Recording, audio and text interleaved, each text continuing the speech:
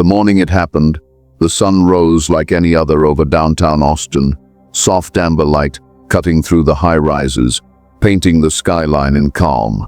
You wouldn't have guessed a storm was about to hit the 14th floor of Vanguard BioSolutions, right in the heart of the R&D division. I'd spent 11 years in that building, 11 years of leading project rollouts, mentoring junior analysts, and sitting through late-night data reviews that no one else wanted. I knew every corridor, every nameplate, and every creak in the air vents that always kicked in during all-hands meetings. That place wasn't just my job. It was my rhythm, which is why the sudden calendar invite at 7:52 a.m. caught me off guard. Mandatory team briefing, 9:30 a.m., Conference Room B, host Director Callum Yates. The name still hadn't sunk in. Callum, the new Director of Strategic Programs, brought in just 6 weeks ago, all polished smiles and corporate lingo. He never asked questions, he issued bullet points. Barely knew half the team, but made sure everyone knew he had an MBA from Stanford and a vision. I showed up to the meeting 2 minutes early. The whole team was already seated. Something about the air felt tense, controlled. Callum stood at the head of the room, arms crossed, lips pulled tight. Beside him stood Marla from HR, holding a folder she wouldn't open. My gut twisted. "Nathan," Callum began, voice smooth and sterile, "let's not draw this out." That's when it happened. He didn't ask to speak with me privately, didn't offer a closed-door conversation. He terminated my position in front of my entire team. "Effective immediately," he said. "Your role as Senior Integration Manager is dissolved under the department's strategic reconfiguration." He kept using words like realignment and future-facing priorities, but every syllable felt like sandpaper. Marla handed me the folder. Inside was an NDA, a severance clause, and a printed exit checklist. I scanned the words without absorbing them. My team, the people I trained, fought for during promotions, and covered for when their kids were sick, sat frozen. Some looked at the table. One looked at me and mouthed, "I'm sorry," but no one said a word, because they couldn't, because the decision had already been made. I was walked out by security, like a trespasser. My badge didn't work by the time I reached the elevator.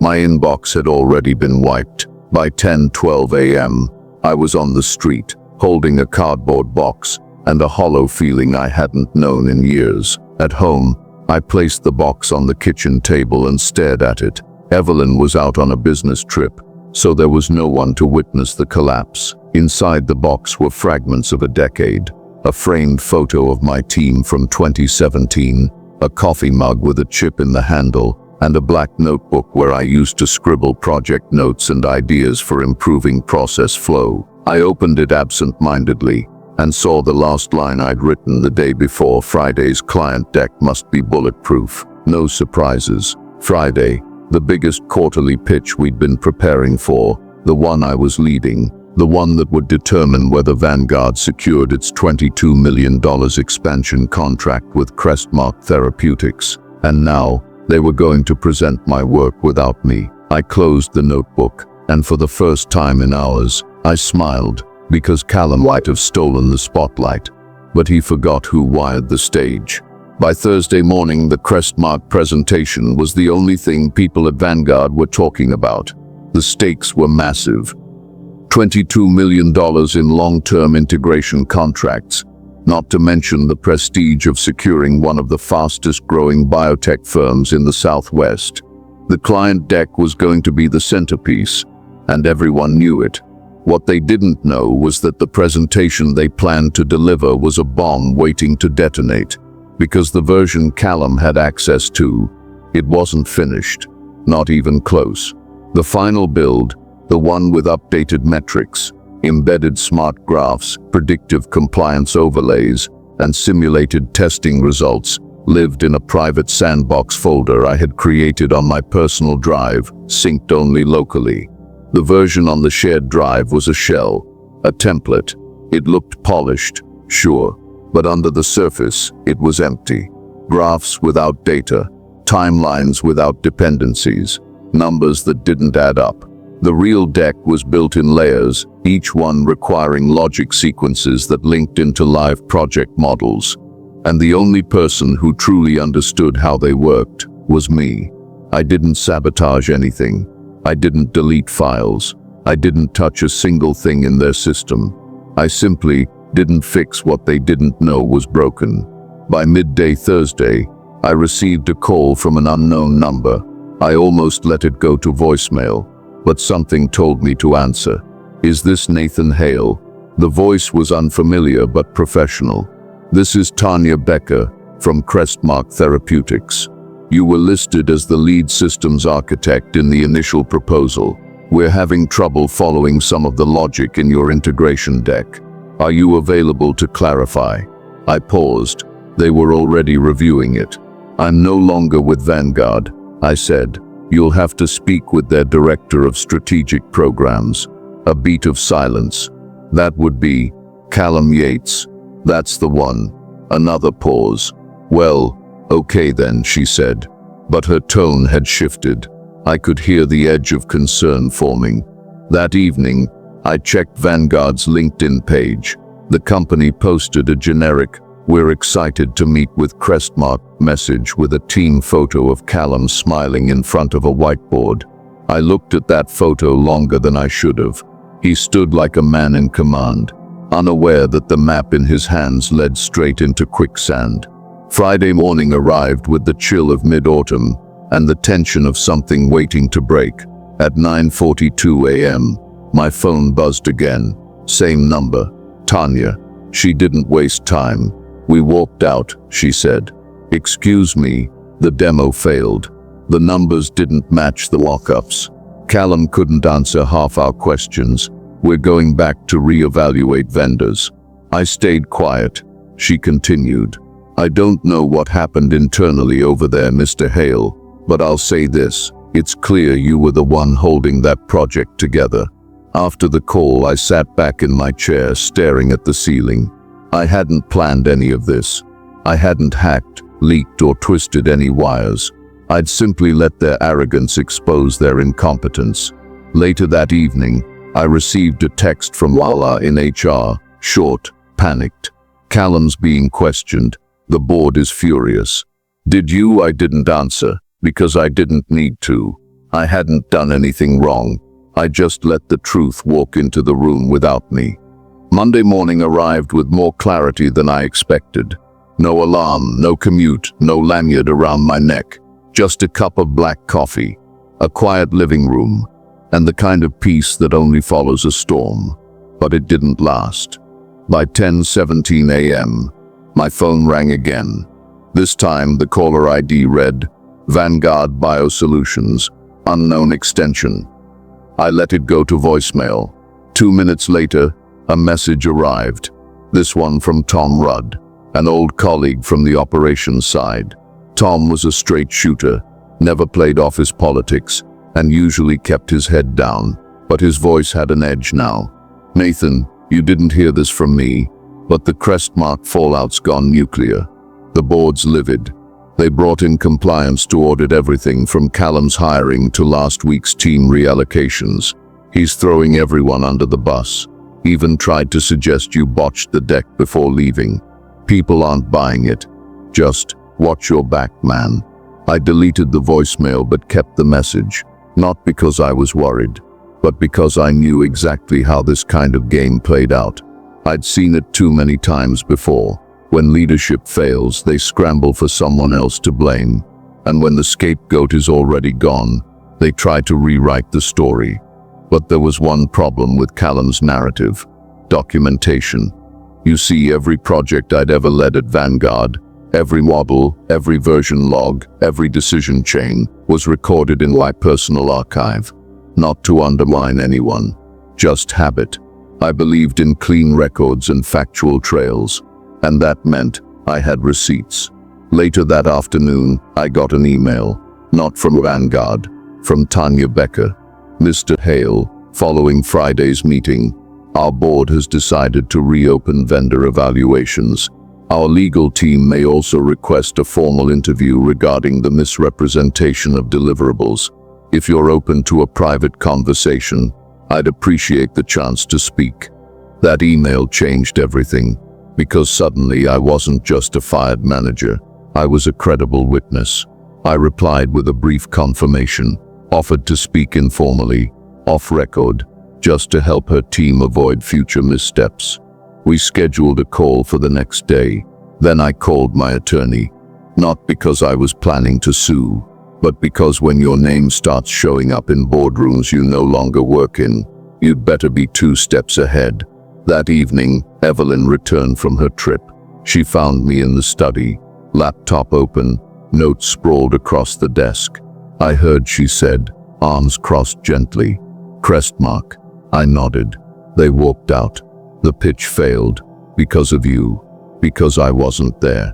She sat down across from me, took my hand. "I hope you're not thinking about going back." I shook my head. "No, but I think I'm about to make them wish I had." The call with Crestmark lasted 42 minutes. It wasn't formal, not yet. But Tanya asked all the right questions. How involved had I been? What portions of the deck had I personally developed? Was I aware of any misrepresentations in the final version? I answered carefully, truthfully, calmly. I didn't attack anyone. I didn't speculate. I just outlined the timeline, when I was removed, what versions existed, and which files were never updated once I left. By the end of the call, she exhaled deeply. "We've worked with dozens of vendors," she said, "but it's rare to find someone who doesn't try to spin. You're not defensive. You're not defensive." "I don't need to be," I replied. "The work speaks for itself." She paused. "It does," loudly. That same afternoon, I opened a blank document and began making notes. Not for a lawsuit, not even for leverage, but for closure, because I'd started seeing patterns not just in how I was fired, but in how Callum had maneuvered inside Vanguard from the moment he arrived. He hadn't climbed the ladder. He'd skipped rungs. No orientation, no department handoffs, no knowledge transfers, just meetings behind closed doors and reorg charts shuffled quietly after hours. That wasn't just corporate haste, that was tactical placement. I reached out to Janice, a former colleague who'd been shifted to procurement around the same time I was let go. We met at a cafe halfway between our homes. I kept the conversation light until the 3rd cup of coffee, then leaned in. "What do you remember about Callum's first week?" She didn't hesitate. "He came in with a mandate from the top." That's what he kept saying. Said he didn't answer to anyone below VP level. Started redlining budgets before he even had system access. I raised an eyebrow. He bypassed a tit. Used his own laptop. Said the company machines were too restrictive. That was the flag, because no one, and I mean no one, in a regulated environment like biotech got to use unsecured personal hardware, not unless someone let them. That night, I pulled up a copy of the department's old network flow, one I'd exported for a workshop 6 months ago. It outlined access logs, internal VPN routing, and executive override histories. I still had the audit trails, and they told a story. Callum had logged remote changes to project decks, budget files, and client drafts from unregistered IP addresses, multiple times, always after hours, and always moments before internal reviews. He wasn't just managing workflows, he was curating outcomes. I built a report, not an accusation, just an annotated timeline. Then I encrypted it, saved 3 copies, sent one to my attorney for timestamp logging. This wasn't revenge, this was preservation. Evelyn found me printing the final report. "You're not going back into that mess, are you?" she asked. "No," I said. "But if that mess tries to crawl out again, I'll be ready. Because sometimes the best revenge isn't what you do to them, it's what you prevent them from doing again." 3 days after I completed the internal audit report, I received the message. It wasn't from HR, not from legal, not even from a familiar name. The email came from someone I hadn't expected. Elaine Hartwell, Executive VP of Operations at Vanguard BioSolutions, a name I'd only seen in shareholder memos and company-wide year-end broadcasts. Subject line: Nathan, opportunity for discussion. No body text. Just a PDF attachment and a one-line note. Would appreciate a conversation. At your discretion. We'd like to speak on Friday. Attached was an NDA draft and a formal invitation to a confidential advisory review that told me everything I needed to know. They were circling. I took the rest of the evening to think. It wasn't about the company anymore. It was about what they'd built on top of people like me, the quiet contributors, the fixers, the ones who didn't ask for titles because they were too busy earning respect. Callum had steamrolled that, and now in his absence they were looking for the bricks he kicked loose. I accepted the meeting, with conditions. My lawyer reviewed the NDA, added a clause of indemnification for whistleblower protection, and sent it back. Vanguard didn't argue. Friday morning, I stepped into a building I hadn't seen in over a month, not with bitterness, but with precision. I didn't wear a tie, didn't bring a briefcase, just a simple folder labeled Project Integrity, Timeline and Findings. Elaine met me in the executive boardroom. She was calm, composed, and didn't waste time. Mr. Hale, thank you for joining us. I trust you know why you're here. I have a few ideas, I said. She smiled faintly. Good, then let's get to it. We spent an hour reviewing the fallout, not just Crestmark but 2 other clients who had quietly paused negotiations due to trust concerns. Elaine wasn't fishing. She knew, but she needed me to confirm what the files only implied. So I walked her through it. Step by step: timeline, access irregularities, project drift, file manipulation. I showed her how small details, margins, tags, data syntax didn't match internal protocol. I explained how Callum had rewrote project ownership to isolate accountability.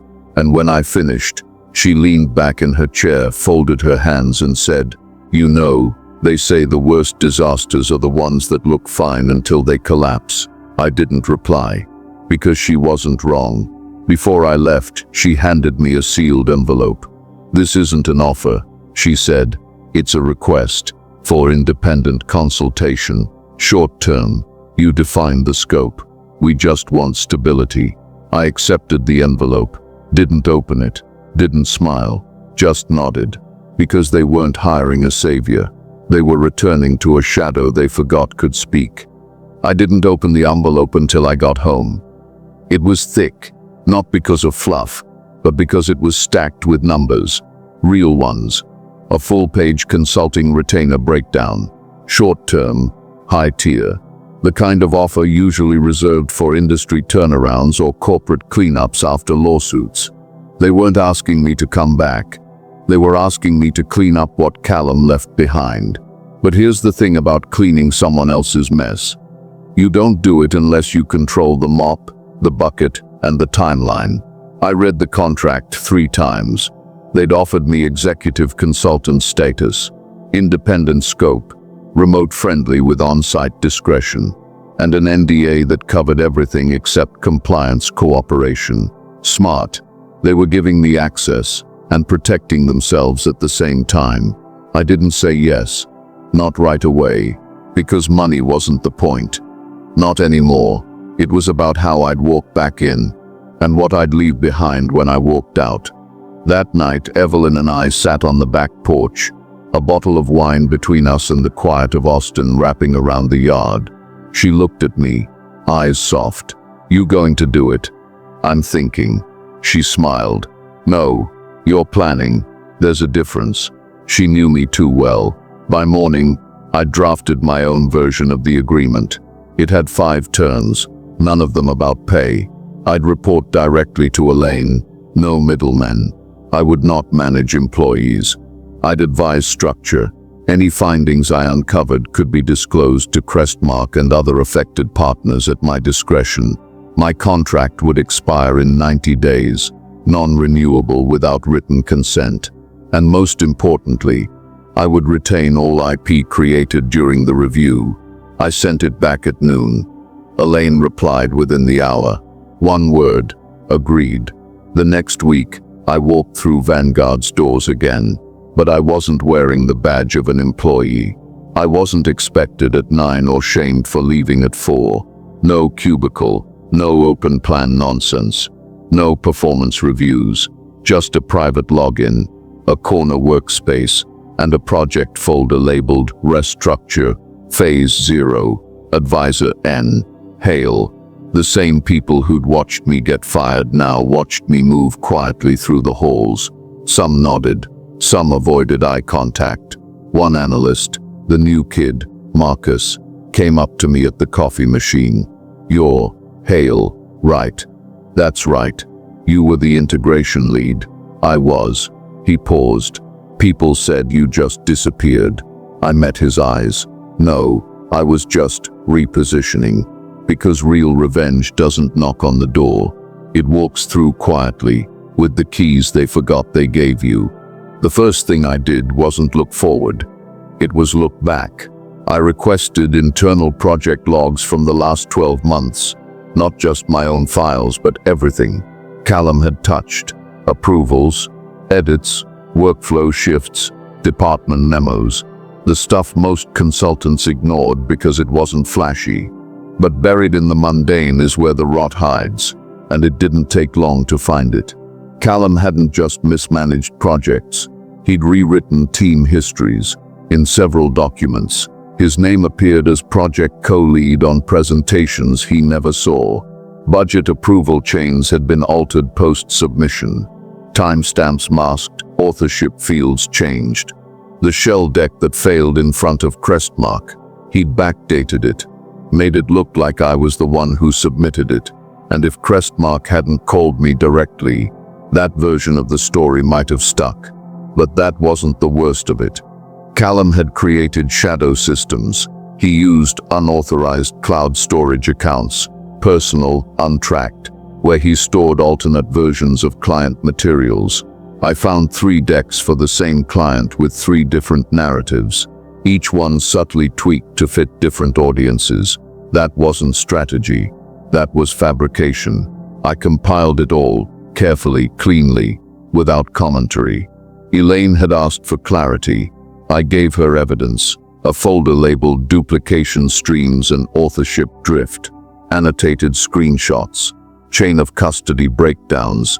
A final chart showing which departments were misled. And when I delivered it without a speech, just dropped it in her office with a brief note. Recommend internal audit escalation. Phase 1 complete. She didn't say much when she received it, just nodded and asked, "You need more time?" 2 weeks, I said. "Then I'm done." In those 2 weeks, I worked quietly. No noise, no public recognition. I met with junior analysts, reviewed build logs, identified where processes had bent under pressure and where Callum had injected his restructuring like acid into clean water. I wasn't there to punish people. I was there to rebuild the blueprint he'd tried to erase. One afternoon, Marcus, the new kid, stopped me again. "I looked you up," he said. "Find anything interesting?" He shrugged. "Found your name on a white paper from 2019. Real-time compliance feedback loops. That was yours." I nodded. "We still use that model," he said. "Didn't know where it came from." "That's okay," I said. "You do now." He paused. "You think the system will get better?" I looked down the corridor, where the boardroom sat behind frosted glass. "I think it will," I said, "but not because someone fixed it for them." Then I looked him square in the eye. Because someone showed them how to fix it themselves. My last day came quietly. No farewell party, no framed certificate, no handshake parade, just a soft email from Elaine thanking me for my work, a security badge left on the corner of my borrowed desk, and one final walkthrough of the floor I once called home. I didn't linger. There's no value in staring at a wound that's already healed. The company would move on. The systems would adapt. The juniors I mentored, directly or indirectly, would rise. Some would forget my name. Some never knew it. And that was fine, because I hadn't come back to be remembered. I came back to restore what mattered. Outside, the sky was wide and blue, not the kind of poetic gray you see in dramatic farewells, just calm, real. I walked to my car, opened the door, then paused. I took out a small notebook, the same one that once held coffee stains and deck notes and margin sketches of failed diagrams. On the last page I wrote, "Don't burn it down, rewire it." I tore out the page, walked back inside, slipped it into Marcus's inbox slot. No signature, just the message. Then I left for good. That weekend, Evelyn and I drove out to Fredericksburg. No laptops, no emails, just wine tastings, slow mornings, and the kind of silence that doesn't ask to be filled. Over dinner, she raised her glass. "To what?" I asked. She smiled. "To peace. Earned, not given." I clinked her glass and replied, "And to silence, the kind that doesn't mean surrender." Back in Austin, I received a letter 2 weeks later. Unmarked envelope. Vanguard seal. Inside was a single page, formal but written with care, in acknowledgement of your contribution to the reformation of our internal practices and the restoration of key client relationships. Vanguard BioSolutions expresses its sincere appreciation. I read the whole thing once, then folded it and filed it under "Done." They had fired me once, without warning, without ceremony. But I didn't return for payback. I returned to set the record straight, to remind them and myself that value isn't defined by title or pay scale or presence in a boardroom. Sometimes it's defined by the silence you leave behind once the work is done.